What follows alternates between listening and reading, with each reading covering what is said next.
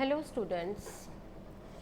On the last turn we have started our next chapter of chemistry, that is metals and non-metals, and on that turn we have discussed some of the physical properties of metals.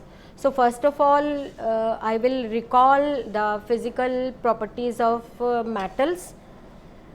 Now as we have discussed the properties or physical properties of metals on the basis of the activities given in the chapter in your NCERT book.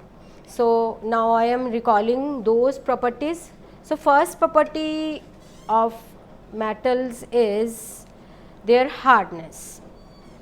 Hardness, as we know, most of the metals are hard.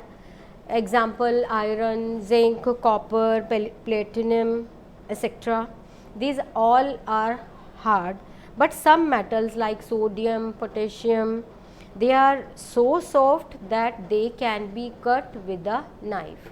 So this was the first property that we have discussed on the last turn on the basis of activity that is given in the book. Now second property of metals, that is malleability. So some metals that can be bitten into thin sheets are called as malleable, or the property of metals to be bitten into thin sheets is called as malleability. Examples of malleable metals are gold, silver, then aluminium, copper, iron, etc. As you know, aluminium foil, although aluminium is used in manufacturing of utensils and other materials, but it is also used for making aluminium foil. The foil that we use to wrap food items like at home, we wrap the meal in aluminium foils, etc. Beside that, the medicines, then other etc. other things are also wrapped in the aluminium foils. So aluminium foil that we use to wrap food material can be made possible only because of its property of malleability. Yeah, aluminium is malleable. Beside that, blacksmith prepares articles of different shape by hammering hot iron. Hot iron substances can be made by hammering the iron. Firstly the iron is heated, then it is hammered and can be given to different shapes. Next property of metals, that is ductility. This is the property of metals to be drawn into thin wires. And the gold, that is the most ductile metal. Beside that, thin copper wires that are used in electrical circuits are also due to ductile nature of copper. Then fourth physical property of metal, that is conductivity of heat and electricity. Metals are good conductor of heat and electricity. For example, silver and copper are best conductor of heat and electricity, but mercury, which is also a metal, is bad conductor of electricity. Now next property of metals, that is sonority. Metals are sonorous, means they produce sound on striking a hard surface. So most of the metals are sonorous. Beside that, most important property of metals is that they are solid at room temperature, except mercury, and mercury is the only metal which is liquid at room temperature. Now we will start the physical properties of non-metals. Non-metals, they are found as solid, liquid and gas, but most of the non-metals are gaseous, but bromine is the only non-metal that is liquid, and solid non-metals are boron, carbon, silicon, then phosphorus, sulfur, iodine. These are the solid non-metals.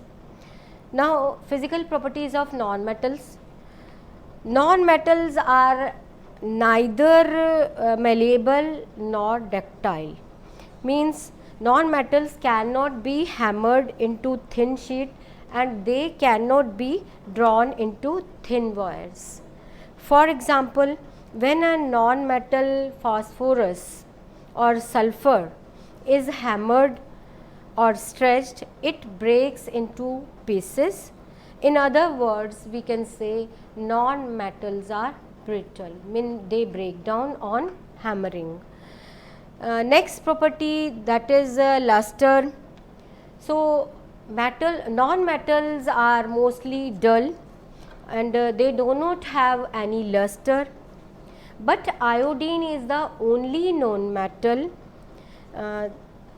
that is a solid non-metal, and that has a shining appearance, means it is lustrous. Next property of that is hardness. In general, non-metals are soft elements. For example, graphite, which is an allotrope of carbon, is soft and slippery, but diamond is an exception because it is the hardest substance known. So, metals, non-metals which are solid can be soft or hard also. Now, conductivity. Non-metals are bad conductor of heat and light, but graphite is an exception which is very good conductor of electricity. That's why electrodes are made of graphite, mean due to this good conduction activity of graphite, this is used to make electrodes. Now, exceptional behavior of some metals and non-metals. Mean we have discussed metals and non-metals, the physical properties of non-metals and metals today. So, there are some exceptional behavior of both, so that I am discussing now. So, first point for that is mercury, that is a metal, and as we know the metals are good conductor of electricity, but mercury offers greatest resistance to the flow of electricity, mean it opposes the flow of electricity. Now, next point for exceptional behavior of metals and non-metals, that is carbon. As we know, it is a non-metal, but its allotrope graphite, that is the good conductor of electricity. Next point is most of the metals are generally hard, but sodium is the metal which is very soft and can be cut with a knife. Next property of this exceptional behavior, that is iodine is a non-metal, but it has a shiny crystal. Then gallium, that is a metal, but it melts at room temperature. So, these are the exceptional behavior of some metals and non-metals. That's all for today. On next turn, we will discuss the chemical properties of metals.